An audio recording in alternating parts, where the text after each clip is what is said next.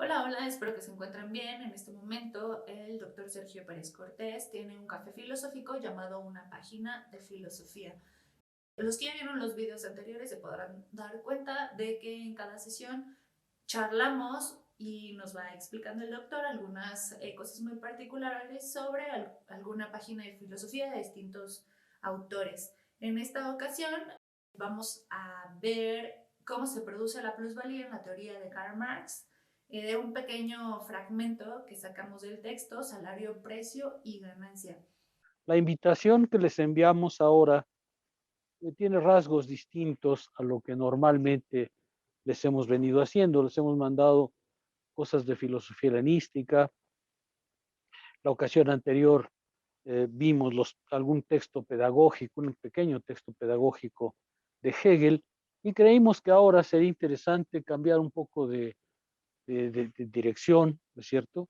Y les enviamos un fragmento de un trabajo de Marx, Salario, Precio y Ganancia.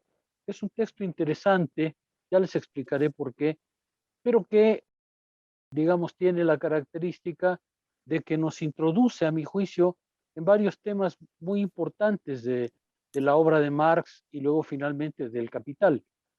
Creímos, porque la propuesta fue de Yaret, creímos que era interesante ir a un texto que normalmente no se lee en los cursos sobre Marx.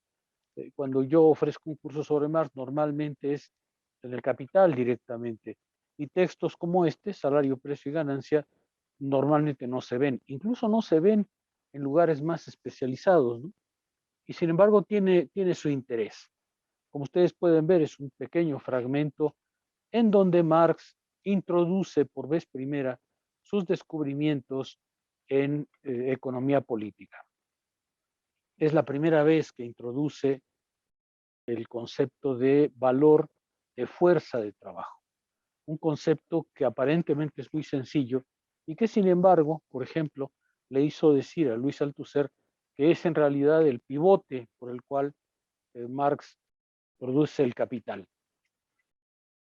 Como veremos, hay una dificultad ahí interesante desde el punto de vista epistemológico que digamos, merece la pena reflexionarse. Y por eso me permití invitarles a hablar hoy un poco de Marx en general y de los descubrimientos de Marx en el momento en que estamos hablando. Primero, hay que tener presente cuándo escribe Marx este texto. Este texto Marx lo escribe y lo presenta el año de 1865, es decir, un poco antes del Capital, ya tiene los conceptos del Capital, o por lo menos muchos conceptos del Capital, porque este artículo en inglés, en lugar de decir plusvalía, no es salario, precio y plusvalía, como lo tradujeron, por ejemplo, en Francia, sino es salario, precio y ganancia. Es decir, Marx todavía no articula completamente, ya lo sabe, ya lo tiene teóricamente, pero no introduce el término plusvalía en el título, usa profit en inglés, que es más bien ganancia, ¿no? Y no surplus value. Es un texto muy interesante porque además fue motivado por un debate al interior de la Primera Internacional de Trabajadores, que como ustedes saben, tenía a Marx como uno de los elementos muy importantes. En la Asociación Internacional de Trabajadores, un inglés llamado John Weston había propuesto para las sesiones del Consejo Directivo un par de temas como temas a debate. Estos temas eran dos. El primero era el siguiente, decía John Weston, a manera de preguntas, a manera de debates. ¿El bienestar social y material de los obreros puede mejorarse por medio de salarios más altos? La pregunta era, ¿se puede mejorar la suerte de la clase obrera si los salarios aumentan? Él está pensando, él tenía una carrera de owenista, él era un viejo líder inglés de los sindicatos, de los fuertes sindicatos, de las trade unions inglesas, y entonces a él le parecía muy importante pensar en el bienestar de la clase obrera. Y la pregunta que hace es, ¿mejorará la situación de la clase obrera si ¿Se aumentan los salarios? A esta pregunta él va a responder que no. La segunda pregunta que hace es, ¿los esfuerzos de los sindicatos para la organización de los salarios tendrán efectos perjudiciales para los otros sectores de la industria?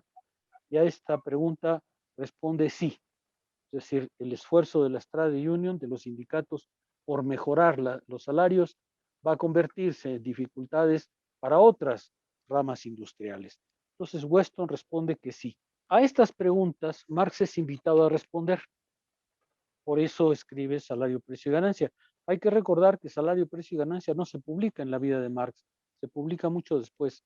Marx tiene que responder o le invitan a responder y en una carta que le escribe a Engels en mayo de ese año, se va a oponer a las tesis de Weston, a estas dos tesis que acabo de presentar, y le dice a Engels, si esas dos tesis fuesen adoptadas, estaríamos verdaderamente en pañales, tanto a causa de los sindicatos como al hecho de que en este momento hay una verdadera epidemia de huelgas que se expanden por todo el continente. Se espera, le dice Marx a Engels, mi refutación, y yo debía haber preparado o debo preparar una respuesta para esta tarde, pero he creído que sería mejor simplemente continuar el escrito de mi libro. Está escribiendo El Capital, estamos en 65 y está pasando Marx muchas dificultades económicas y familiares, pero está escribiendo El Capital. He creído mejor escribir mi libro y fiarme pues a la improvisación. Desde luego, yo sé por adelantado cuáles serán los dos puntos de vista principales. Primero, que el salario determina el valor de las mercancías. Esa es la tesis de Weston, ¿no? Weston afirma que la suerte de los obreros no va a mejorar si aumentan los salarios, porque, dice él, inmediatamente los patrones van a subir los precios. Nosotros ganamos un salario más alto, pero el patrón se venga subiendo simplemente los precios, vendiendo las mercancías por encima de su valor, y de manera que un aumento de salarios no va a mejorar la situación de la clase obrera. Por eso dice más que el primer punto será si el salario determina el valor de las mercancías. Y dos, el punto de discusión, dice Marx, es que si los capitalistas pagan hoy, por ejemplo, eh, pagan hoy 5 chelines en lugar de 4, mañana, como consecuencia de la demanda incrementada, podrán vender sus mercancías en 5 chelines en lugar de 4. Es decir, los patrones por una parte tienen la posibilidad de aumentar sus precios inmediatamente. Por el otro lado, dice él, dice Weston, si se aumentan los salarios, la demanda, cuando los salarios de los obreros sean más incrementados, la demanda de los productos crecerá y esa demanda solamente va a hacer que los salarios, perdón, que los precios vuelvan a subir. De manera que Weston responde a estas dos preguntas con una posición política que Marx va a tratar de contradecir. Pero lo interesante, lo verdaderamente interesante es cómo tiene que responder. Marx se da cuenta que para responder no puede hacerlo en los términos comunes y corrientes de lo que los economistas o la gente ve en la calle. Él tiene que responder conceptualmente, pero dice es muy difícil responder conceptualmente porque esta gente no está preparada para escuchar todo el discurso de la economía política, de manera que tengo que hacer una presentación que sea a la vez más ligera y sin embargo que no evite los rodeos conceptuales que son indispensables para responder a una pregunta de esta naturaleza.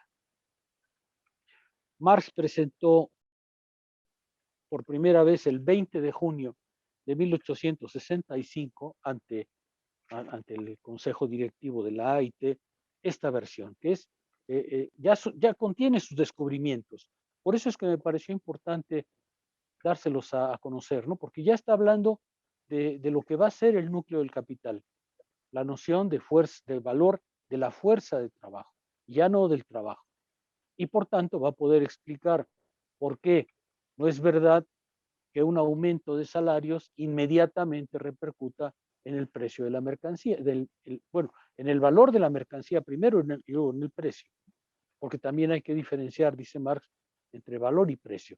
El texto es extremadamente largo, pero tiene esta parte que les enviamos, el mérito de presentar las cosas como lo hace Marx ante un auditorio todavía no formado en economía y que sin embargo debe escuchar las cosas como son. Y este es un poco el sentido de comentar esta página de filosofía, decir las cosas como son y no como se presentan a la conciencia inmediata y no como se presentan al comprador y vendedor de mercancías, sino las cosas como son en su esencia. Es decir, Marx aquí hace un ejercicio ya teórico muy importante al decir, así como se presentan las cosas a Weston, no son. Es preciso, por un lado, construir los conceptos que haga falta para poder dar cuenta del fenómeno. Por el otro, también hay que dar cuenta de por qué las cosas se presentan como lo hacen en este caso. Para situar un poco este contexto, les leo los reportes de las sesiones en las que se leyó esto. Dice el reporte de la Asociación Internacional de Trabajadores. Es un reporte verbal de lo que pasó, ¿no? Dice, enseguida, el ciudadano Marx lee una parte de su exposición en respuesta a las tesis del ciudadano Weston relativas a los salarios. El ciudadano Weston piensa que en la parte de la exposición leída por Marx, nada fue afirmado que pueda modificar sus propios principios. Es decir, es interesante, ¿no? Porque expone Marx y dice Weston, pues no me contradijo, cuando en realidad le dio completamente la vuelta, ¿no? Es decir, dio una respuesta totalmente distinta, pero Weston, obviamente el que no sabe, pues no ve, ¿no? Y entonces simplemente dice, pues en lo que ha dicho no me ha contradicho para nada, ¿no? El ciudadano Kremer declara que Marx habría podido proveer 2 o 3 ejemplos prácticos, porque le costó mucho trabajo seguir el discurso conceptual, o más exactamente ciertos hechos que demolieran por completo la posición adoptada por Weston. La cuestión se ha dejado abierta para la sesión del 27 de junio a las 9 de la mañana. Y es que el texto es tan largo que Marx no lo pudo exponer en una sola versión, sino que hubo una segunda sesión, una semana después, en donde Marx finalmente leyó su texto completo. Y entonces les leo la recapitulación para que vean un poco el contexto en el que Marx está trabajando. Dice, después de una recapitulación, este es el proceso verbal del 27. Después de la recapitulación de los principales puntos de la primera parte de su exposición leída la última sesión, el ciudadano Marx pasa a la lectura de la parte final y de las conclusiones de su texto. El ciudadano Kremer, aquel que había dicho que necesitaba ejemplos, dice, el ciudadano Kremer declara entonces que son muy numerosos aquellos que quisieran ver impresos los textos del ciudadano Weston y del ciudadano Marx, pero que él no ve cómo se podría pagar tal impresión. El ciudadano Weston discute la justeza de sus afirmaciones contenidas en el documento de Marx, reportándose o presentando ejemplos de la agricultura. Sobre la proposición o con la proposición del ciudadano de Carios, la discusión se ve pospuesta. Y en efecto, nunca se tomó una decisión. Pero fíjense, lo interesante es aquí, y por eso creo que este es un texto simpático.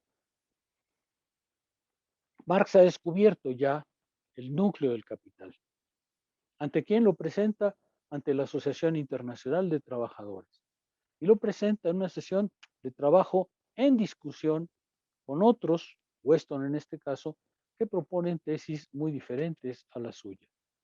Ya tenemos el capital más o menos en las manos, pero todavía es un texto que no es comprendido, incluso por estos obreros, por estos trabajadores que están en cierto modo en la avanzada del movimiento obrero de la época.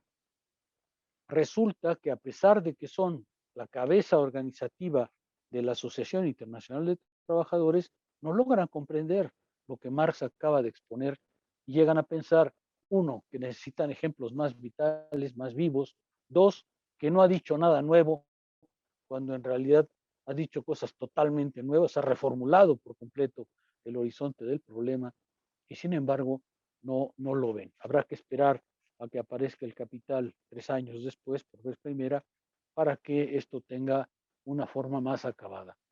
Este es en gran parte lo que quisiera comentar con ustedes. Déjenme detenerme en los descubrimientos de Marx y en lo que este pequeño documento ya muestra. Marx muestra una cosa que, como les decía hace un momento, hace pensar a Luis Althusser que es un verdadero descubrimiento, un algo que inaugura un nuevo continente, el concepto de valor de la fuerza de trabajo. Marx parte del hecho de que visiblemente, y esa es, por ejemplo, la definición que tenía toda la economía política clásica, el concepto que tenía esta economía era valor del trabajo. Parece una pequeñez, valor del trabajo, y ese es el salario, ¿no? El salario era el valor del trabajo. ¿Y cómo se determinaba el valor del trabajo, el salario? Por el conjunto de mercancías necesarias para la reproducción del trabajador. Pero entonces, bajo esa inocente tesis, bajo esa inocente expresión, se oculta una dificultad.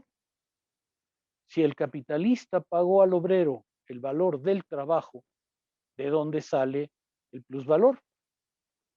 Porque si le pagó el valor del trabajo, pues entonces la única explicación de cómo gana más el capitalista tiene que estar en otra parte del trabajo. Y efectivamente, había muchas explicaciones de cómo en realidad la ganancia, vamos a hablar como lo haría un capitalista, la ganancia viene de otras partes. Por ejemplo, ¿se acuerdan ustedes? Una explicación era, pues es que el capitalista avanzó dinero, avanzó capital, puso en riesgo su capital y por tanto merece una suerte de recompensa por haber puesto en acción su capital, ¿cierto? Entonces, la ganancia no es otra cosa que la parte que le corresponde por haber sido propietario del dinero, de los medios de producción y por tanto recibir lo que merece, ¿es verdad? Otra explicación, por ejemplo, avanzada por Senior, que Marx se burla mucho, es, lo que pasa es que hay una última hora de trabajo, decía Senior. Durante el curso del día, el trabajador produce valor, pero al final del día, si la jornada de trabajo se alarga un poco, produce en la última hora de trabajo un valor adicional al valor que había producido originalmente. Y entonces, por ejemplo, Senior usaba este argumento para decir, no pueden recortar la jornada de trabajo porque la última hora es la hora en la que el capitalista gana, de manera que si se la quitan, pues ahora ya no va a haber la ganancia. Entonces un argumento era justamente la jornada de trabajo no puede decrecer porque la última hora es la hora en la que gana el capital. O bien, por ejemplo, la explicación según la cual el capitalista merecía esa ganancia porque había sido un ser ahorrativo que había logrado acumular dinero para comprar, por una parte, fuerza de trabajo y por la otra, para comprar medios de producción. Y por tanto, ese ahorro, esa parte en la que el capitalista había ahorrado toda su vida para poder tener capital, justificaba que recibiera la parte de plusvalor. Pues esta era la dificultad en la que se encontraban todos, y por eso esta parte es interesante, porque Marx empieza planteando justamente la diferencia entre expresión, valor del trabajo y valor de la fuerza de trabajo. Esa es la demostración que ustedes encuentran justamente en la página que les enviamos, ¿no? Marx empieza diciendo, miren, vamos a tomar una jornada de trabajo, ¿cierto? Y el valor de la fuerza, el valor del trabajo. Si la expresión correcta fuera valor del trabajo, no hay manera de explicar un plus valor, un plus trabajo. La única manera de explicarlo, que es la que presenta el texto, es decir, imaginemos que un obrero para vivir, para recibir los medios necesarios con los cuales reproducirse, tiene que trabajar alrededor de 6 horas. Y en 6 horas su trabajo produce suficiente valor para reconstituir el valor de las mercancías que va a consumir. El trabajador, por supuesto, para subsistirse, acuérdense que el trabajador es compra y venta de mercancías para el consumo. Es decir, el trabajador vende su fuerza de trabajo, recibe un dinero a través de esa venta y esa la usa para consumir. Cuando Marx examina el movimiento de las mercancías, dice, este es el movimiento que termina en el consumo. El obrero recibe su salario, va y compra mercancías que consume directamente y ahí se cierra el ciclo del capital. Ahí se cierra el ciclo del consumo del trabajador, a diferencia del capital, que es un ciclo que está permanentemente abierto. Y dice Marx, si el trabajador debe trabajar un valor de 6 horas para recuperar el valor que recibe bajo la forma de salario, pues si trabajara solo 6 horas, el capitalista no ganaría nada porque justamente en 6 horas recupera el valor que le va a ser entregado como salario. Pero una cosa es, dice Marx, una cosa es el tiempo de trabajo necesario para recuperar el valor de las mercancías que necesita para consumir y otra cosa es lo que el trabajador puede entregar en una jornada de trabajo. ¿Cuál es la dimensión de una jornada de trabajo? Pues eso se resuelve por la fuerza, literalmente, ¿no? Y entonces Marx va a descubrir efectivamente que una cosa es el valor del trabajo y otra cosa es el valor de la fuerza, de la potencia, de la capacidad de trabajo. Y por eso aparece el concepto valor de la fuerza de trabajo. ¿Por qué? Porque hay una diferencia, dice Marx, enorme, y incluso cita un ejemplo muy curioso, hay una diferencia enorme entre el valor del trabajo y el valor de la fuerza de trabajo. Esa expresión, fuerza de trabajo, que es capacidad de trabajar, que es tiempo que el trabajador puede trabajar en un día normal, pues es exactamente, dice Althusser, el punto en el que gira el descubrimiento de Marx en el Capital. ¿Es verdad? ¿Por qué creo que es interesante el caso? Porque muestra muy bien la manera en que los conceptos son por una parte producidos y por otro lado tienen la función de hacer ver por qué no se pueden ver en la vida práctica, por qué en la vida práctica la expresión valor del trabajo literalmente oculta, hace imposible pensar el concepto de fuerza de trabajo. Creo que el caso es bastante interesante porque, por ejemplo, cuando Althusser lo discute, llega a decir, pues es que Marx ve algo que estaba ahí y sin embargo era invisible, ve algo que hay una falla en la demostración de la economía política clásica y sin embargo esta falla, él la va a llamar, usando conceptos psicoanalíticos, literalmente una béance, una apertura. Esta falla, dice él, es la que Marx descubre que le permite colocar en el centro de la economía política ahora ya no la expresión valor del trabajo, sino valor de la fuerza de trabajo. El resultado de todo esto, eso lo deja ver la página que estamos leyendo, el resultado de trabajo es una completa reconfiguración del problema que Weston había planteado. A lo largo de todo el artículo, salario, precio y ganancia, Marx va a mostrar que en realidad, aunque el valor de la mercancía es valor del trabajo, no se reduce al salario, al valor de la fuerza de trabajo, sino que en la constitución del valor de una mercancía aparecen muchos otros elementos que también juegan un papel. Y por tanto, va a mostrar Marx, no se puede hacer esa relación directa que Weston hacía entre si aumentan los salarios, va a subir el valor de la mercancía. Dice Marx, no, de ninguna manera, de ninguna manera. Hay muchas soluciones posibles para eso. Por una parte, todo el artículo va a mostrar, y justamente aquí se ve ya la creatividad de Marx, por una parte, Marx va a mostrar que la composición del valor de una mercancía de ninguna manera responde directamente al alza o a la baja del valor de la fuerza de trabajo, sino que el valor de una mercancía descansa en muchas otras cosas, entre otras la productividad del trabajo. Marx muestra que pueden subir los salarios y sin embargo el valor de las mercancías bajar si la productividad social del trabajo se incrementa.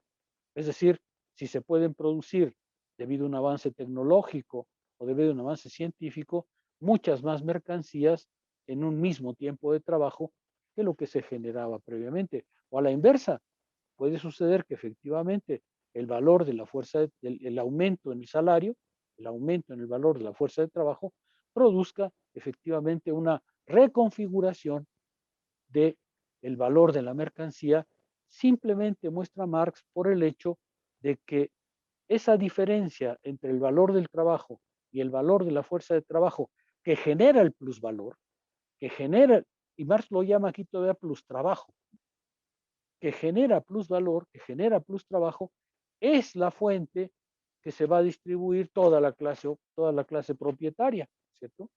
Acuérdense que la tesis de Marx es que en realidad el capital comercial y el capital agrícola no agregan valor a la mercancía. Lo que hacen esas clases, especialmente la clase financiera y la clase comercial, lo que hacen es distribuirse el plusvalor que se genera en el ámbito de la producción y que es repartido por el productor industrial como una manera de circular, de hacer circular sus mercancías. Lo que ustedes ven en este trabajo, y es un poco lo que quería poner a su consideración, es justamente la manera en que Marx reconfigura por completo el horizonte teórico de la economía política a partir de ese concepto de valor de la fuerza de trabajo. Estamos pues ante un descubrimiento científico, descubrimiento que a Marx le ha llevado un montón de años, descubrimiento que todavía no es reconocido incluso por los líderes del movimiento obrero y que sin embargo ya anuncia el capital. Estamos unos pocos años antes de la aparición del capital, pero Marx ya tiene en sus manos, ya tiene efectivamente la respuesta a la cuestión central de la economía política clásica. Déjenme ir al texto un poco. Supongamos, dice Marx ahora, que sea necesario para producir una cantidad media de productos necesarios cada día a un trabajador, 6 horas de trabajo medio. Suponga además que las 6 horas de trabajo medio se encuentran igualmente realizadas en una cantidad de oro igual a 3 chelines. Esos 3 chelines serían entonces el precio o la expresión monetaria del valor diario, del valor jornalier diario de la fuerza de trabajo de este hombre.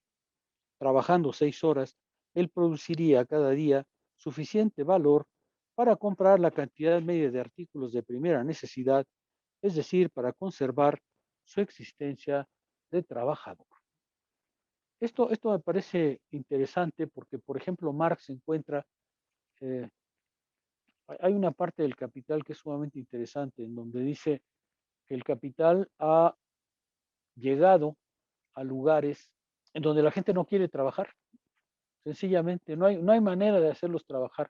Seguramente es de estos lugares paradisíacos, ¿no? En donde se levanta uno, baja unos plátanos del árbol, saca un pescado con la mano del río y baja un coquito y se calma la sed con eso.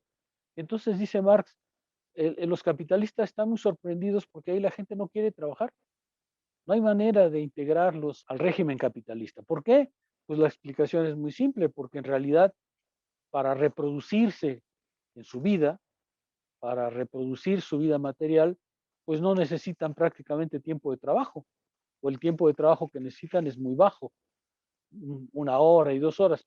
Háganlo trabajar en una fábrica 12 horas al día, pues obviamente el trabajador, el fulano no va a querer saber de eso, ¿no? Si puede vivir con un mínimo de tiempo de trabajo para reproducirse, no se ve por qué va a entregar su fuerza de trabajo a un régimen mucho más de explotación. Pues ese es el caso que presenta Marx.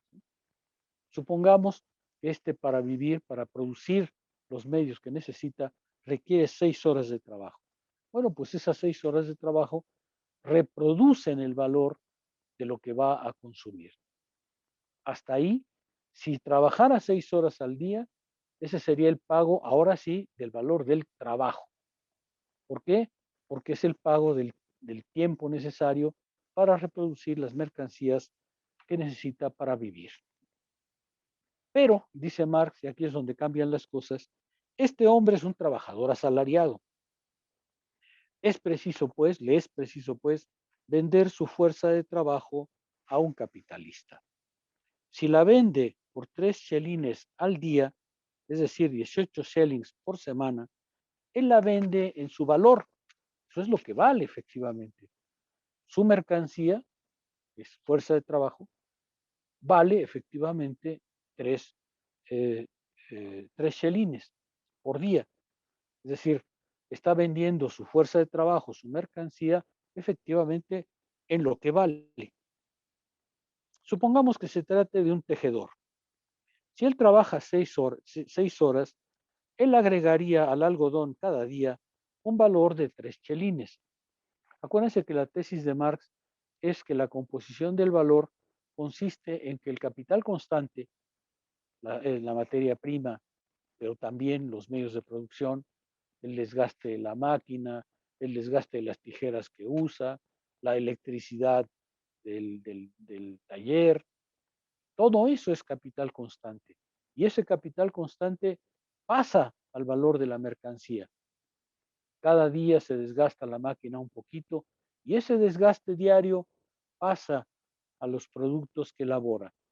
Cada día hay que pagar la electricidad y la parte que corresponde al pago de la electricidad pasa al valor de la mercancía que se produce. Este paso no se puede dar sino a condición de que el trabajador utilice todos esos instrumentos y les dé vida. Por eso es que algunas teorías de Marx muy simplonas estiman que lo fundamental es el trabajo vivo, porque el trabajo vivo, dice Marx, efectivamente lo que hace es revivir el trabajo contenido, por ejemplo, en el algodón, cuando viene todavía en pacas, o el trabajo contenido en la máquina que se construyó previamente. Ese es trabajo pasado, trabajo pretérito, trabajo muerto. Y entonces dice Marx, el trabajo vivo lo que hace es transferir ese valor a la mercancía. Agarra unas tijeras y algo las desgasta. Pues ese pequeño desgaste pasa del valor de las tijeras al valor, por ejemplo, de una chaqueta. El trabajo vivo lo que hace es pasar efectivamente el trabajo anterior al valor de la mercancía producida. Por eso les decía que hay teorías que a mí me parecen extremadamente simples, que afirman que el descubrimiento de Marx, el trabajo vivo, el trabajador vivo, eso no es cierto para nada. Es una insignificancia decir eso. El trabajo vivo es muy importante porque efectivamente, si un trabajador no reanima el valor del algodón y del hilo y de las tijeras, pues este se queda muerto ahí. Pero eso no quiere decir que el trabajo vivo genere nada más. Lo único que hace es revivir ese valor. Y entonces lo que dice Marx es, si trabaja 6 horas, al algodón que use esas 6 horas, lo va a transferir, al valor del algodón lo va a transferir en el producto que está haciendo. Dice él, si ese incremento cotidiano de valor sería equivalente a su salario o el precio de su fuerza de trabajo recibido día por día, en ese caso, el capitalista no recibiría ninguna plusvalía por ningún plusproducto. Y es aquí que la cosa se complica. Fíjense, la expresión es muy simple, ¿no?, de Marx, y sin embargo es un descubrimiento fundamental. Si el trabajador entregara el valor de su trabajo a cambio de salario, no habría ningún plusvalor, no habría ningún plusproducto. Habría exactamente el intercambio de valores equivalentes. Pero ahí es donde, dice Marx, donde la cosa se complica.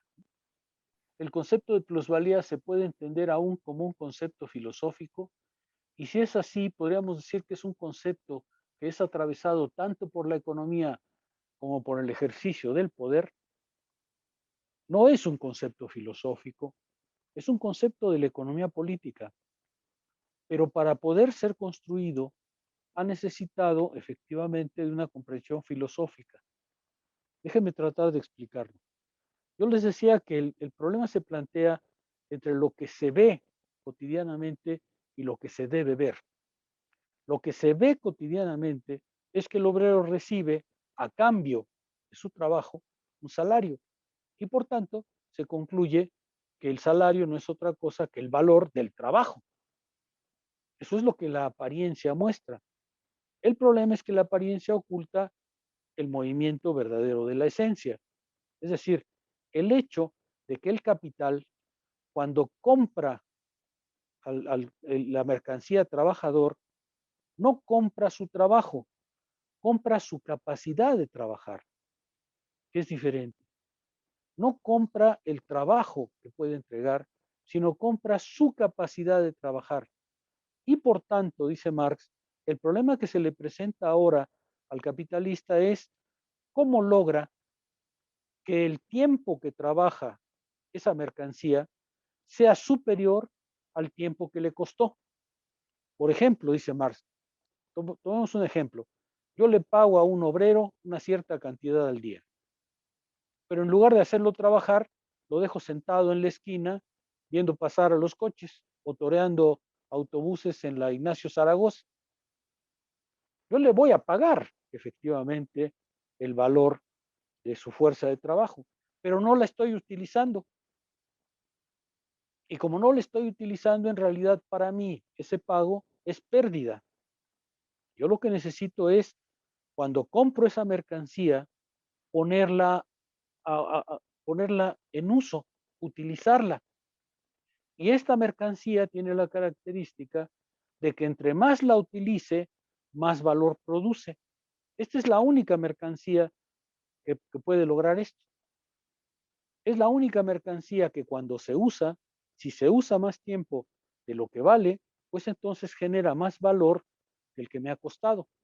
Por eso Marx va a explicar de esta manera la prolongación enorme de la jornada de trabajo.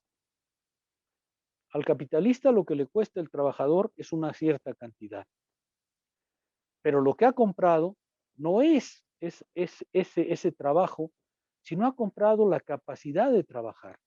Y en ese sentido, del capitalista depende el tiempo que va a utilizar esa mercancía.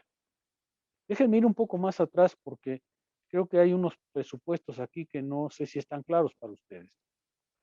Marx dice que en el intercambio entre capital y trabajo hay un simple intercambio de mercancías. La mercancía que vende el trabajador es la única mercancía que tiene su pellejo. Esa mercancía tiene, como todas las mercancías, un valor. Ese valor, como todas las mercancías también, depende del tiempo de trabajo socialmente necesario para producirla. Por ejemplo, si el trabajador quiere estudiar griego, pues se va a pasar probablemente unos 15 años en la universidad y cuando salga de la universidad, su mercancía va a costar 15 años de trabajo pasados en él. Pero al capitalista no le importa que los obreros lean griego y entonces los manda a las escuelas del Bester Gordillo, que no le cuestan nada, ¿no es cierto? Y entonces el valor del trabajo de ese hombre es mucho, muy bajo. El valor del trabajador es exactamente el mismo que cualquier otra mercancía. Tiempo de trabajo socialmente necesario para producir. Yo puedo gastar mucho tiempo en producir un joven o muy poco tiempo en producir un joven. Y eso depende justamente de la educación, de la salud, de muchos elementos que hacen que el obrero cueste tal o tal. El capitalista, y esto para Marx es muy importante, paga el valor de esa mercancía. Lo paga, no engaña al trabajador, le paga el valor de su reproducción. Claro que el capitalista preferiría que su reproducción sea lo más barata posible, ¿no es cierto? En lugar de que quiera comer todos los días un New York asado en las brasas, pues mejor que coma tacos de canasta, ¿no? Y entonces, claro, con los tacos de canasta sobrevive, ¿no? Un tiempo y entonces, claro, el valor de su mercancía, pues se abarata. En lugar de que quiera tener un Mercedes-Benz en la puerta, pues que vaya y venga en el metro y entonces el valor de su mercancía, pues se abarata considerablemente. Pero para Marx es muy importante, y eso lo insiste mucho, el capitalista paga el valor del trabajo, el real valor del trabajo, no lo engaña, paga el real valor del trabajo. Y esto es muy importante porque para Marx de lo que se trata en esta parte es demostrar que el plusvalor no es un robo, no es un engaño. El plusvalor es un objeto material producido en condiciones jurídicamente perfectas. Por eso es que Marx va a insistir en que el capital no es una teoría moral.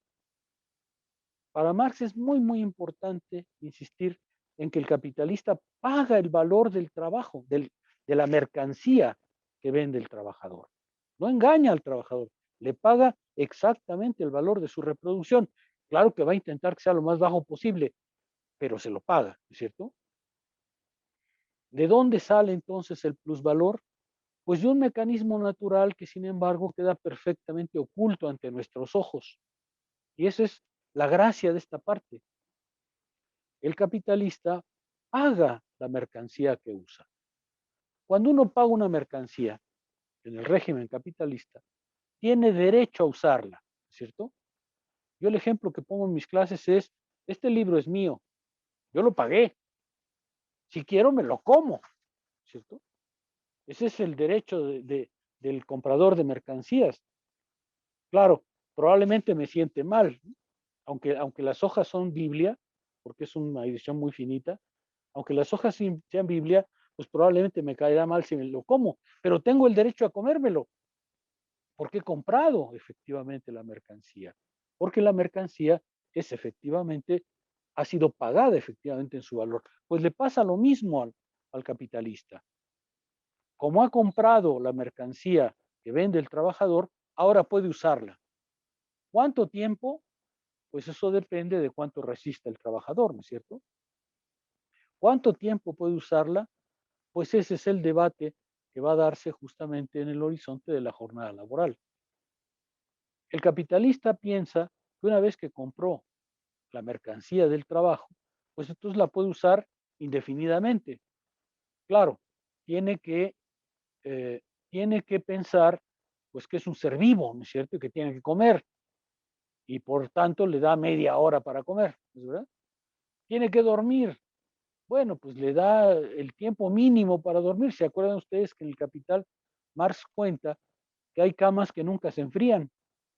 Porque se levantan los trabajadores que acaban de dormir ahí e inmediatamente caen otros trabajadores que van a dormir en la misma cama, porque de lo que se trata es justamente de que todo el tiempo posible sea utilizado por el capital. ¿Qué es lo que pasa entonces en ese intercambio?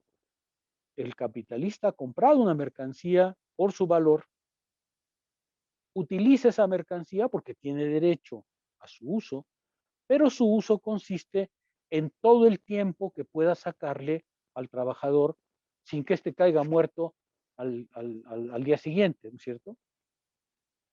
Por ejemplo, tampoco puede alimentarlo solo con tacos de canasta, porque, pues sí, un día se calma el hambre con tacos de canasta, 2 días se calma el hambre con tacos de canasta, pero si consume durante varios años tacos de canasta, lo más probable es que muera de alguna enfermedad horrible en el estómago o bien que sus hijos salgan tísicos, ¿no? Porque nadie puede tener hijos sanos si toda su vida ha comido tacos de canasta. Todas esas consideraciones, la reproducción de la fuerza de trabajo, pues son condiciones que el capitalista debe tratar de abaratar hasta cierto punto, ¿no es verdad? ¿Qué es lo que pasa? Que en esa compra normal de la mercancía que vende el trabajador, el capitalista ha adquirido algo más, adquirió una capacidad, una potencia, algo, un ímpetu que tiene el trabajo, el trabajador, porque como ser vivo que es, el tiempo que dedique a trabajar es a la vez productor de valor. Atención, este es un elemento muy importante a considerar, ¿eh? El trabajo no es productor de valor por sí mismo, solo es productor de valor en estas sociedades, en las sociedades del capital. El trabajo es trabajo, pero solo es trabajo productor de valor en estas sociedades. Y este es el de los grandes descubrimientos de Marx, ¿cierto? Cuando nosotros hablamos del valor, dice Marx, no estamos hablando de una cualidad inherente al trabajo, estamos hablando de una forma del trabajo, de la forma que adopta el trabajo en sociedades como la nuestra. Todo esto es lo que está detrás de esta pequeña afirmación de Marx. Todo este conjunto de problemas que no conoce la economía política clásica están puestos en este pequeño detalle de que hay una diferencia entre el valor del trabajo y el valor de la fuerza de trabajo. Toda una concepción histórica que nos dice para que el trabajo sea generador de valor y para que el trabajador se pueda vender como mercancía, han sido necesarias enormes transformaciones históricas por las cuales esa relación hace que ahora el trabajo genere valor y pueda generar plusvalor. Vean ustedes, es un concepto de economía política, pero es un concepto, no es de economía, no es de economista, es un concepto histórico, yo diría filosófico, en la medida en que ha sido necesario construir una teoría histórica, una teoría completa, para dar cuenta de esa simple relación por la cual el obrero tiene que vender su fuerza de trabajo, su capacidad de trabajar, y hay quien pueda comprarla y utilizarla.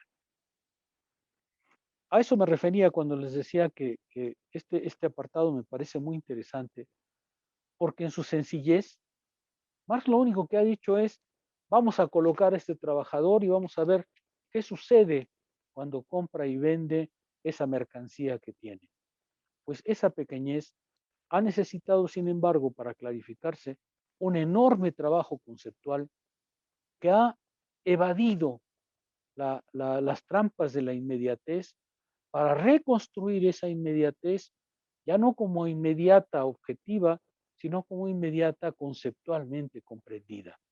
Ese es a mi juicio, el interés de este trabajo, ¿no? Ver cómo el conjunto de conceptos que produce Marx permite ver lo mismo que habíamos visto, pero de otra manera. Lo mismo que habíamos visto, pero inteligible. Ese es justamente el trabajo teórico al que se refería Althusser, ¿no? Con la introducción de la noción de fuerza de trabajo, se introduce toda una, toda una concepción de las relaciones sociales, de la historia humana, de la manera en que el ser humano ha sido convertido en mercancía y por tanto puesto en el mercado de compra y venta, de qué manera es necesario concebir al trabajador no en su humanidad, no en su individualidad, sino en las relaciones objetivas en las que está metido. Este es el núcleo que a mí me ha parecido siempre muy interesante porque muestra lo que Marx describe como el trabajo teórico, ¿no? La reelaboración de lo inmediato a través de un conjunto de conceptos extremadamente potentes. Si se alcanza a ver, ahorita continúo con la lectura, pero eso es lo que Marx nos está haciendo ver en esta pequeña página. Es un concepto de economía política, no es un concepto filosófico, es un concepto, pero la economía política como la comprende Marx, es decir, como un momento, como una forma histórica determinada, una forma histórica particular de las relaciones sociales en Occidente y en la humanidad luego, como una forma histórica que solo se puede ver no desde la economía, sino desde una perspectiva mucho más amplia, que es justamente la perspectiva que Marx debió adoptar. ¿Se puede llamar filosófica? Yo creo que sí, porque va más allá de cualquier disciplina específica. No es economía solamente, no es historia solamente, no es política solamente, es en realidad un continente mucho más amplio en el que Marx ha podido mostrar cómo de improviso la humanidad pasó a una forma de relacionarse en los individuos que genera esta relación particular entre capital y trabajo. Estoy exponiendo a Marx en su generalidad, estoy exponiendo a Marx, créanme, de una manera muy completa, ¿es verdad? Pero es porque todos los conceptos, incluso conceptos tan pequeños como este, en realidad dejan ver ese continente teórico que se abrió. La página es pues una lección epistemológica, es una lección conceptual, es una lección que a Marx le ha llevado veintitantos años de trabajo para poder alcanzar y que sin embargo la presenta con esta sencillez. Comprando la fuerza de trabajo del obrero y pagándole en su valor, el capitalista ha hecho lo que hace todo comprador. Él ha adquirido el derecho de consumir o de emplear la mercancía comprada. Eso es lo que les decía, ¿no? Yo compré el libro, lo que yo haga con el libro es conto mío. A ver, déjenme dar una vuelta también a esto, porque no crean ustedes que es tan natural. Hay muchas sociedades en las que esta noción de propiedad como usufructo no existe. Algunas veces cuando uno discute esto, sobre todo con kantianos, le salen a uno con que no, pero eso es sempiterno, eso es así desde siempre. No, no es cierto, no es cierto. Hay muchas sociedades en las que el individuo no tiene derecho sobre las cosas como si fuera capaz de destruirlas. No, hay muchas sociedades, históricamente hablando, en las que esa relación de completo dominio sobre lo que compro no existe. De hecho, hay una larga discusión sobre qué quiere decir propiedad, eh, porque en general el empirismo más vulgar cree que propiedad quiere decir simplemente ya me apropié de algo, yo puedo hacer con ello lo que quiera. Eso no es cierto, esa es una de las formas históricas que hay que desmontar. Pero es verdad que en nuestras sociedades, una vez que uno compra una mercancía, se la puede poner o la puede gastar como sea, ¿no? El ejemplo que yo pongo en mis clases, la loción francesa. Yo me compro una loción francesa y me la puedo echar ese mismo día toda encima. Yo la compré, claro, lo más probable es que a lo que huela, es decir, a batallón de pervertidos, pues me eche a perder la reputación, pero eso no quiere decir que no la puedo usar, ¿no? Yo la compré y me la puedo poner toda completa, aunque arriesgue la reputación, ¿no es cierto? Pues es exactamente lo que hace el capitalista. Compró la mercancía que vende el trabajador y la va a usar. Ustedes consumen o emplean la fuerza de trabajo de un hombre dándole acción, dándole trabajo. Lo mismo que ustedes consumen o hacen uso de una máquina haciéndola girar. Puesto que él ha pagado a la jornada o a la semana el valor de esta fuerza de trabajo, el capitalista se ha asegurado el derecho de usarla, de ponerla en obra durante toda la jornada o durante toda la semana. Jornada o semana que tienen sus límites, desde luego, pero este es un aspecto en el cual nosotros volveremos después. Fíjense, Marx presenta las cosas con una sencillez realmente muy notable, ¿no? Eh, Uno no abandona el terreno conocido, y sin embargo está entrando en un terreno conceptual. Por el momento, yo deseo llamar su atención sobre un punto decisivo. El valor de la fuerza de trabajo está determinado por la cantidad de trabajo necesario para conservarla o para reproducirla. Es decir, yo necesito pagarle al obrero aquello que lo reproduce, no solamente a él, sino también a sus hijos, a su familia, porque si no le pago al obrero para que reproduzca a su familia, pues el capitalismo se acabaría en una generación, ¿no? Hay que pagar la fuerza de trabajo del trabajador, pero también la fuerza de trabajo de su familia, de la clase en su conjunto, para que ésta se vuelva a presentar en el mercado, ¿no es cierto? Ahí es como les digo, eh, cuando Marx en el Capital explica esto, lo hace de una manera muy graciosa, ¿no? Porque dice, bueno, por ejemplo, en el valor de la fuerza de trabajo hoy está incluido el celular de la hija del trabajador. Sí, claro. ¿Está incluido el pago del árbitro del partido de los domingos? Sí, claro. ¿Está incluido los tamales del día 2 de febrero, el día de la Candelaria? Sí. Entonces dice Marx, culturalmente el valor de la fuerza de trabajo incluye muchas cosas que no son estrictamente necesarias, ¿no es cierto? La fuerza de trabajo para vivir hoy necesita un celular, aunque se lo roben a cada rato y lo pierdan, como yo sé de aquí varios que lo pierden cada rato. eh, la fuerza de trabajo necesita incluir esas cosas porque son parte ya de la vida, ¿cierto? El valor de la fuerza de trabajo está determinado por la cantidad de trabajo necesario para conservarla o reproducirla, pero el empleo de esta fuerza no tiene otros límites que aquellos de las energías activas y de la fuerza física del trabajador. El valor diario o semanal de la fuerza de trabajo es completamente distinto de su ejercicio diario o semanal. Lo mismo que es necesario distinguir muy bien entre el alimento del que el caballo tiene necesidad y el tiempo durante el cual es capaz de llevar al caballero. Sí. Marx usa a veces ejemplos de este tipo, ¿no? Muy simpáticos, porque, por ejemplo, dice que el hecho de que con el salario el trabajador compre cosas que le gustan, no cambia el hecho de que lo están explotando, ¿no? Y entonces pone el ejemplo de que dice, al buey le gusta el pasto que come, pero se lo dan para curtirlo. O sea, no se lo dan por gracioso, se lo dan para sacrificarlo. Pues igual al trabajador, ¿no? Le dan para su celular, le dan para sus tamales del día de la Candelaria, pero es porque lo van a explotar. O sea que una cosa es lo que se come el caballo y otra el tiempo en el que puede llevar al caballero. Pues igual el trabajador. Una cosa es lo que se come y lo que necesita y otra el tiempo que puede trabajar.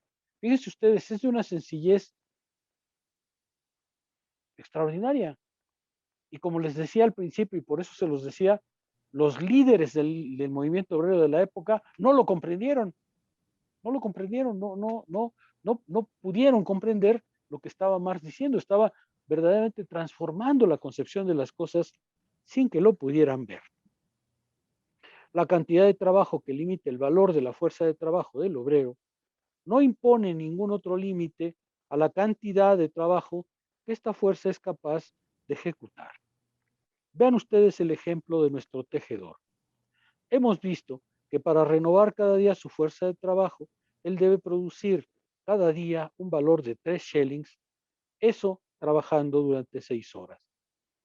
Ahora, esto no lo hace de ningún modo incapaz de trabajar 10, 12 horas o más.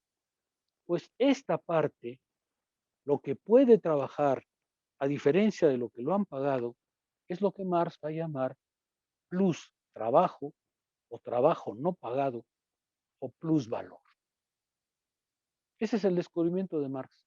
Así aparece la plusvalía, por una diferencia entre el valor del trabajo y el valor de la fuerza de trabajo.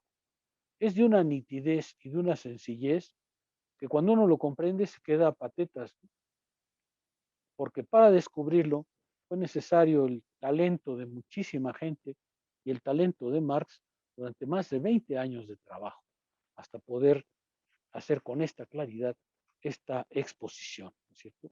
Una cosa es lo que el capitalista compra y otra la capacidad que tiene el trabajador de actuar. Y esa capacidad en nuestras sociedades se hace valor, se hace plus trabajo y ese plus trabajo se convierte en plus valor. Ese es plus valor, es justamente el concepto central del capital. Cuando Marx abre el capital, dice, el capital no es otra cosa que las aventuras del valor y en particular las aventuras del plusvalor. Ya tienen ustedes con esto, a mi juicio, la piedra de toque del capital completo. Ya se puede comprender el movimiento global del capital porque no es otra cosa que la historia del valor, la manera en que el valor se instaura, se reproduce y se distribuye. Pues este es el núcleo del capital. Sucede entonces que pagando el valor cotidiano o semanal de la fuerza de trabajo, el capitalista ha adquirido el derecho de utilizarla durante toda la jornada o durante toda la semana.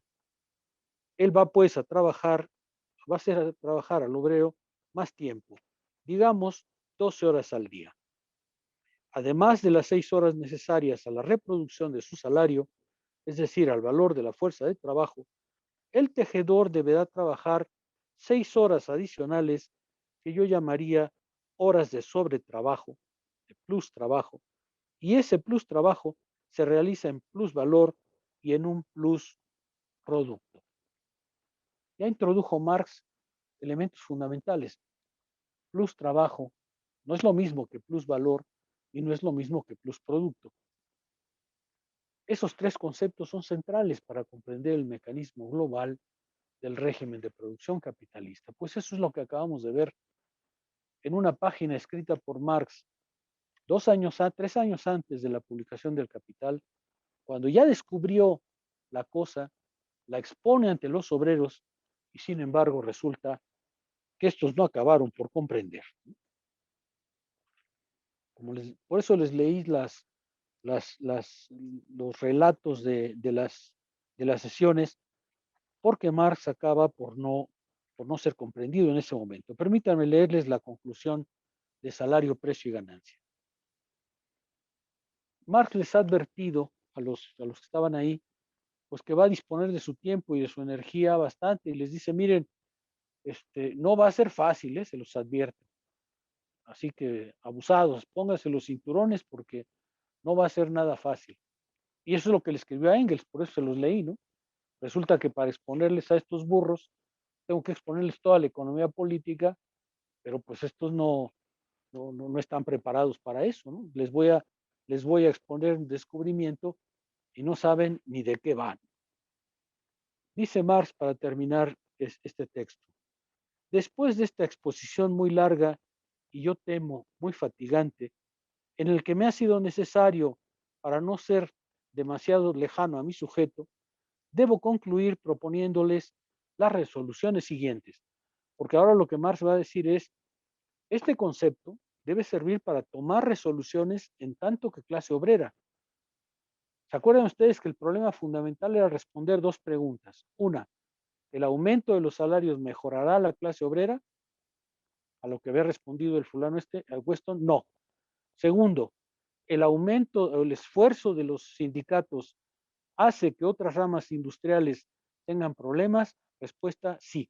Entonces Marx, después de reconfigurar conceptualmente la cosa, va a decir, estas son las propuestas que les hago como resoluciones obreras, como resoluciones de la clase obrera.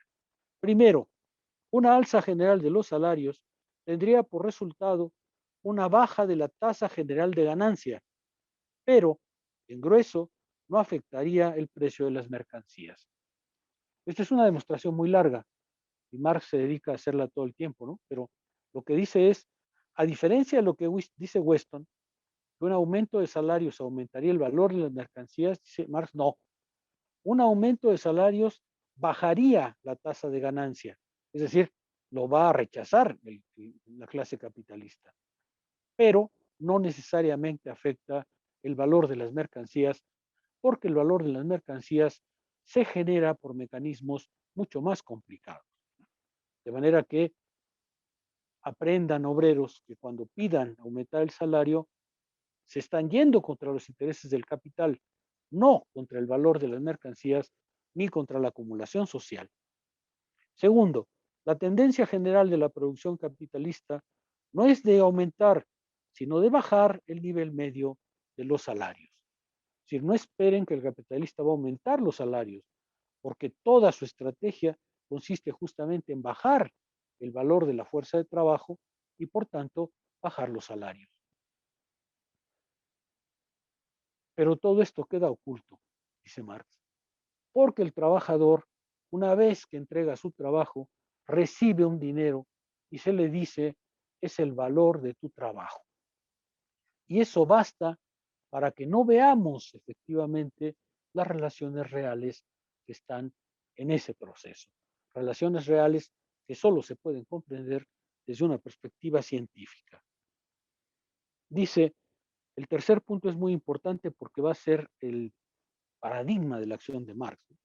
Dice, los sindicatos actúan útilmente como centros de resistencia a las amenazas del capital. Fracasan en parte cuando hacen un uso poco, poco, poco inteligente de su potencia. O sea, fracasan cuando hacen un uso poco juicioso de su potencia.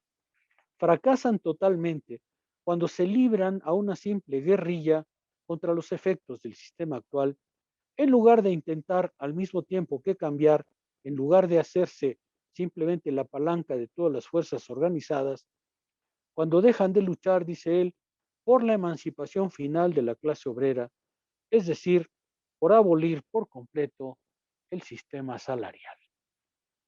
Esta frase es muy importante porque Marx dice, fracasan parcialmente cuando son poco juiciosos, pero fracasan totalmente si no se dan cuenta que el verdadero problema es la relación salarial misma, la relación capital-trabajo. Ese es el núcleo de la cuestión. Este punto de vista Marx no lo va a cambiar nunca, nunca, nunca, nunca. Para él, el objetivo de transformación es terminar con la relación capital-trabajo, es decir, terminar con una sociedad en la que un polo tiene que vender su trabajo y otro polo puede comprar ese trabajo. Mientras esa relación dure, dice Marx, el capital va a seguir en pie, háganle como le hagan, ¿cierto? Esa es la conclusión a la que llega Marx. Conclusión que les digo, nunca abandonó. Esa, esa es la conclusión que va a mantener hasta el final de sus días, ¿no es verdad? Esa es la relación fundamental. Les acabo de contar en una hora y cachito la panza del capital, el ombligo del capital. Ya se podrían poner el capital, ya se podrían poner a leer el capital solitos, aunque por supuesto no lo van a hacer. Sí se ve, por eso es que esta página me parece interesante, porque es indicativa de los descubrimientos de Marx, de la exposición de Marx de sus descubrimientos ante los obreros, porque esto lo expone ante la Asociación Internacional de Trabajadores. Ya alguna vez creo que comentamos en un curso la historia de Marx en esta época. Marx está viviendo miserablemente estos años, miserablemente, y sin embargo alcanza este descubrimiento, lo expone ante la clase obrera y resulta que no es comprendido. Y no va a ser comprendido durante mucho tiempo porque las resistencias del pensamiento son muy violentas, son muy complejas. Ese tema a mí me parece fascinante, ¿no? El problema para que alguien comprenda algo es cómo deja de comprender lo que cree comprender, cómo deja de comprender lo que cree saber solo porque lo ve y lo vive. ¿Sí se ve? A mí me parece esta sí es una lección filosófica. Aquí la lección filosófica consiste justamente en mostrar lo que crees ver no es lo que debes ver, pero poder ver de otra manera es cambiar por completo el horizonte conceptual desde el cual ves. Y si ese horizonte conceptual no cambia, sencillamente no vas a ver lo que debes ver. Esa sí es una lección filosófica. Esa no es una lección de economía, es una lección estrictamente filosófica. Pero es la que está en juego aquí. Por eso esta parte es, a mi juicio, muy interesante. Nos deja ver a Marx hablando ante un auditorio, exponiendo sus descubrimientos y sin embargo no siendo comprendido. Y no crean que es poco tiempo, muchísimo tiempo después seguirá sin ser del todo comprendido. Que los problemas de comprensión tienen que ver con la estructura de pensamiento y la estructura de pensamiento, digamos, no está directamente vinculada con la situación en la que vives. ¿Por qué lo digo? A mí me ha tocado casos de trabajadores que no logran entender esto. Los trabajadores tienen una percepción, tienen una intuición de cómo están las cosas. Pero entre la intuición y el conocimiento hace falta un trabajo intelectual de otro orden. Cambiar el pensamiento no es nada sencillo. ¿Por qué? Porque el pensamiento tiene una materialidad tal que lo que te permite ver te afirma en lo que crees ver, y transformar eso es extremadamente difícil. Ahí es donde creo que la lección de filosofía es muy interesante. La manera en que el pensamiento puede ser un verdadero obstáculo, además de que es nuestra manera de ingresar al mundo, puede ser un verdadero obstáculo a ese mismo ingreso. Puede ser efectivamente un obstáculo muy difícil de superar, un obstáculo que no se vence más que pensando, más que reorganizando al pensamiento. Y esa es una tarea sumamente complicada. La, Cuando uno comprende el capital, realmente se da cuenta de que comprende muy bien, pero para lograr esa comprensión hace falta una transformación que muy poca gente, o por lo menos no la gente que Marx esperaba, puede hacer. ¿Se acuerdan ustedes que al inicio del Capital justamente escribe, pues la verdad es que son senderos muy escarpados? Al principio, dice él, pues se van a pinchar y no todos van a poder seguir. El que siga verá cumbres luminosas, pero primero va a tener que hacer un camino muy desdichado en el que muy pocos en realidad siguen en pie. Lo que quiero decir es, para los filósofos sobre todo, vean ustedes que las dificultades del pensamiento pueden ser muy grandes.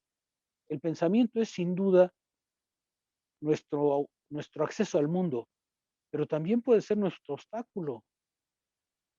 Y por eso es necesario, voy a hablar, Joana, en términos que te son familiares, una reforma al entendimiento. Pero esa reforma al entendimiento no es sencilla, no es nada sencilla, ¿sí? No es nada sencilla. Supone una voluntad de transformación y supone una modelación del pensamiento completa. Esa es la lección que a mi juicio surge de todo esto, ¿no? Para que los filósofos se den cuenta de que el pensamiento tiene que reflexionar sobre sí, y que esa reflexión sobre sí no solamente no es sencilla, sino que muchas veces se obstaculiza a uno mismo para hacerla. Hay una frase muy bonita por ahí de Hegel en alguna parte en donde dice, pues miren, si sufren una pena de amor, es muy fácil, cambien su pensamiento. No busquen a la changuita o al changuito, ese no es el problema está en su cabeza. Cambien su discurso y dejarán de sufrir. Eso sí es fuerte, ¿no? Y se dispersará ese sufrimiento. Esa es una lección filosófica que yo creo muy importante, que no está al alcance, por cierto, de cualquiera. Eso sí ya creo que es cierto. Usted mencionaba que el trabajo vivo como tal eh, pasa como algo insignificante en toda la teoría de Marx. Pero yo tengo como ciertas dudas porque se supondría que el valor al trabajo solamente se lo puede poner el trabajador como tal, el hombre pensante o el hombre que tiene la capacidad de imaginar. Entonces, parte de toda la teoría, pues está concentrada en el trabajador. A ver, por supuesto que el trabajo vivo es fundamental porque en el régimen del capital, si el trabajo vivo no anima el trabajo anterior, pues este se deteriora, ¿no? Por ejemplo, imaginemos que por alguna razón dejara de haber costureras en México. Bueno, pues todo el algodón que los judíos han comprado para hacer calzones y camisetas, pues se deterioraría con el tiempo y no daría nada. Es decir, necesitan a la costurera como trabajo vivo, porque si no, el algodón, el hilo, la máquina que el judío compró, no se usa, está ahí como trabajo muerto. Pero eso es justamente lo que el ser humano ha hecho siempre. Todo trabajo humano es trabajo vivo, todo. No solamente en esta sociedad, sino en cualquier otra, ¿no es cierto? El, el, para vivir hay quien puede bajar plátanos de un árbol, pero eso es trabajo también, porque el plátano tampoco cae así nomás, ¿no? O por lo menos no cae en número suficiente para calmar el hambre, de manera que si tú dijeras, es que el trabajo vivo en una sociedad primitiva es muy importante porque hay que bajar el plátano, pues sí, pero esa es la acción humana propiamente, ¿no? Hay versiones del Capital que dicen que el trabajo vivo es la categoría más importante, pero si tú colocas eso, le das al Capital una dimensión antropológica que no tiene. El Capital no es una teoría antropológica acerca del trabajador, es una teoría histórica y social muy potente en la que el trabajador es fundamental, por supuesto, pero pertenece a un movimiento mucho más global. ¿Sí? ¿Ves lo que quiero decir? Si tú colocas el capital en términos éticos o en términos morales o en términos antropológicos, lo que haces es darle a la teoría una forma que no tiene. Claro que importa el ser humano, es fundamental, es el objetivo, pero para comprender hay que colocarse en un marco mucho más global, que no es ni moral, ni antropológico, ni fisiológico. ¿Sí? Esa es la enseñanza de Marx. Sí se ve, claro, claro. Uno podría decir, es que el objetivo del capital es la transformación del ser humano, ciertamente, pero para ello nos desplaza a un horizonte conceptual de una envergadura mucho mayor. Conste, debo aceptar, María, que aquí estoy haciendo desde luego una lectura propia, ¿no? Porque habrá quien me diga, no, pero es que el capital es un discurso ético, el capital es un discurso antropológico, el capital es el fundamento de la naturaleza humana. Bueno, hay quien lo piensa, pero yo creo que eso no es la enseñanza de Marx. En una parte de la lectura mencionaba esto que usted leyó de la reproducción y la conservación de la fuerza de trabajo, ¿no? Claro. Pero también, por ejemplo, en el Capital menciona que las jornadas laborales tendrían que irse a 24 horas, pero la fuerza vital del trabajador pues no da para 24 horas. Claro. Entonces hace como estas variaciones dentro del mismo, de la misma estructura del trabajo. Pero también dentro de los manuscritos, por ejemplo, menciona que al trabajador solamente se le va a pagar para su conservación y reproducción en cuanto sus futuras generaciones sean capaces de regresar a esa fábrica.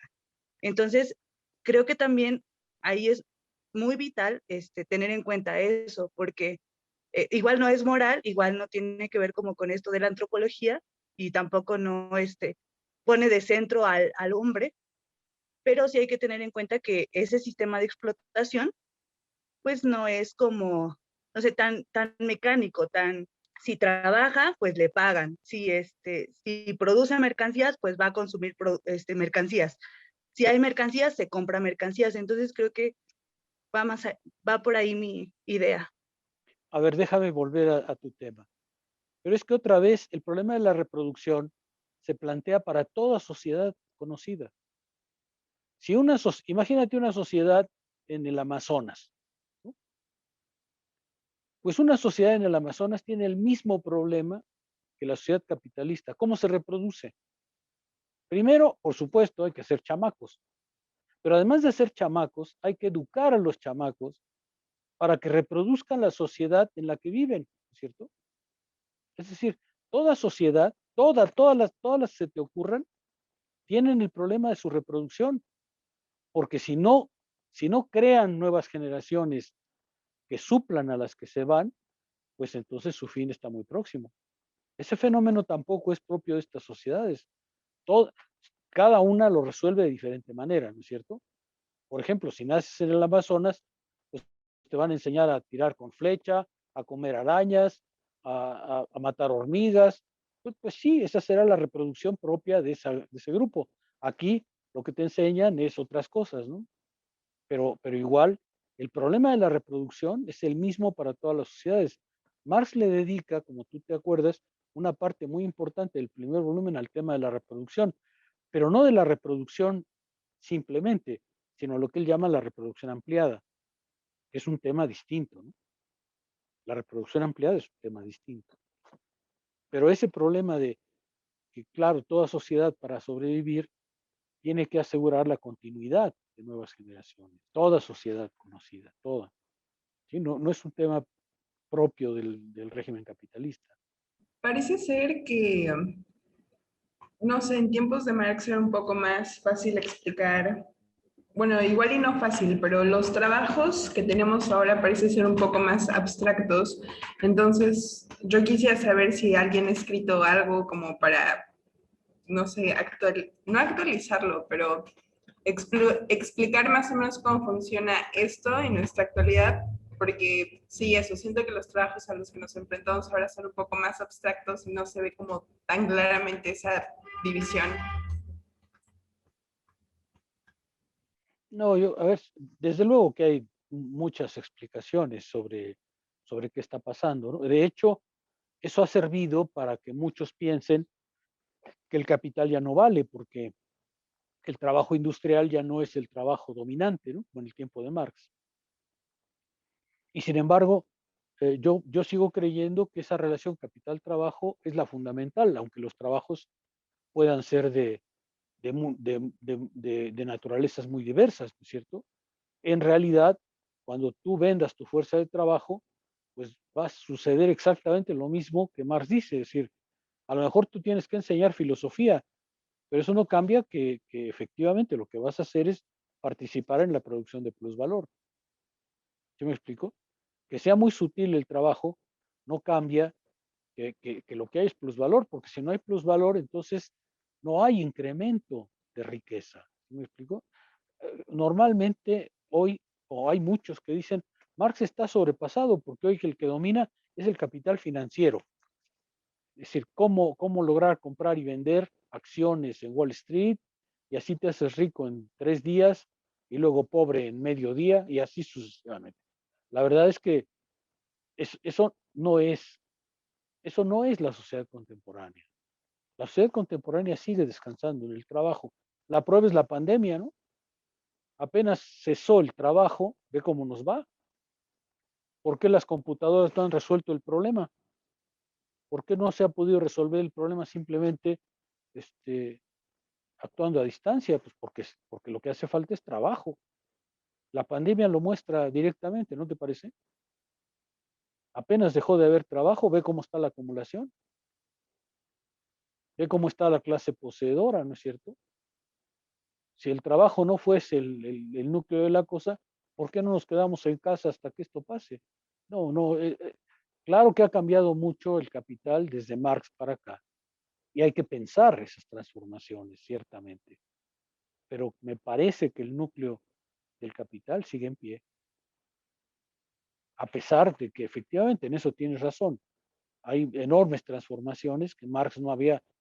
Lo más lejos que llega Marx es a conocer cosas como el telégrafo, como él está bastante al día en la técnica de su tiempo. Pero claro, imagínate tú, eh, 150 años de capitalismo, las transformaciones que ha habido. Y sin embargo, a mi juicio, la matriz básica no ha cambiado. Como lo muestra es esto, ¿no? Apenas se paró el trabajo y es el trabajo el que obliga a mucha gente a jugarse la vida y así sucesivamente, ¿no? Claro, nosotros podemos decir, pues es que hoy Pierre Cardin pues gana más dinero que, sí, claro, pero Pierre Cardin no aumenta la riqueza social, ¿no? Lo que hace es distribuirla de otra manera, nada más. Es decir, creo que, pero por supuesto, acepto contigo que hay que pensar las condiciones actuales del capitalismo. Sin embargo, hay muchos trabajos en esa dirección. Semana se debatió sobre el salario mínimo, ¿no? Que deberían de, pues, lo normal, ¿no? Y pues de una manera muy simple, pues salieron el sector privado, el sector empresarial a decir que eso no era posible, ¿no? Claro. Y no tanto como con un valor de los productos o servicios que ofrece el sector privado, sino en cuestión de lo que no se genera, ¿no? Entonces ellos dicen que no generan, pero pues sí gozan de un capital y ese es el que no quieren arriesgar al subir el salario mínimo, ¿no? Porque se verían directamente afectados en las ganancias de ellos, ¿no? De Claro, ninguna eso es lo manera que se habló tien- del... perdón. Ujú. tienes razón, eso es lo que Marx nos acaba de explicar, ¿no? Un alza de salarios contra lo que atenta es contra la tasa de ganancia. Ya después le pueden dar todas las vueltas que quieran, pero esto que acabas de decir es totalmente objetivo. Y también de lo que mientras, bueno, dentro de la exposición me salta que hablamos como de algún tema filosófico y demás, y también como la mano obrera como un producto, ¿no? Pero también me causa duda cuando eso se vuelve sujeto de derechos, ¿no?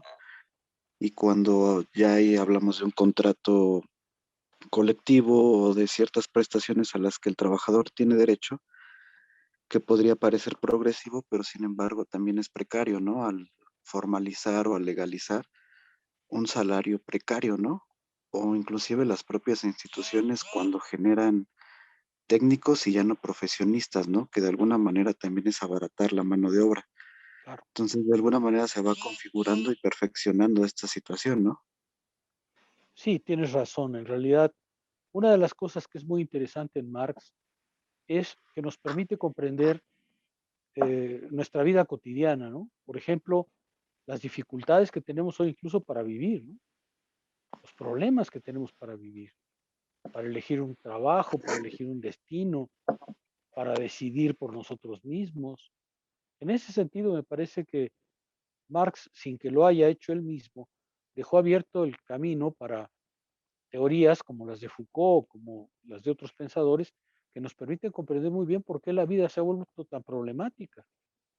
Nuestra vida, nuestras elecciones vitales, parece trivial, pero nuestras elecciones vitales de qué quiero hacer de mí, con quién quiero estar, hacia dónde quiero ir, qué entiendo por realización personal, pues todo eso en realidad está metido en este mismo marco conceptual. A mí me parece esa la gran riqueza de estas teorías. No porque Marx lo haya hecho, pero sí creo que se puede prolongar la reflexión para darnos cuenta de que incluso los problemas más cotidianos de nuestras vidas, qué voy a hacer de mí, qué entiendo por mi realización, cómo me veo a mí mismo, cómo me ven los demás, todo eso está en juego en este marco. Yo creo que eso es lo rico de todo esto. Por eso creo que es la teoría más potente que tenemos. Las preguntas como eh, cómo me veo a mí mismo, cómo me realizo a mí mismo, qué clase de identidad quiero tener, están metidas justamente en este marco. A mi juicio, es un marco que da una gran claridad a los problemas que estamos viviendo aún hoy. Es un poco la idea. Bueno, pues les agradezco mucho, nos veremos en 15 días, ya veré qué proponerles. Hasta aquí con la sesión del día de hoy. Estamos subiendo este tipo de material cada vez que se realiza una sesión, que más o menos es cada 15 días. Les recomiendo seguir el canal y seguir la página para que les lleguen las notificaciones de cada vez que pueda subir el video. Esta sesión se realiza un martes sí y un martes no, más o menos cada 15 días. Y si les interesa estar en el proyecto en vivo, tienen que mandar un correo electrónico con su nombre, su dirección electrónica y su número telefónico al el concepto del concepto @gmail.com. Espero que tengan un bonito día y nos vemos pronto.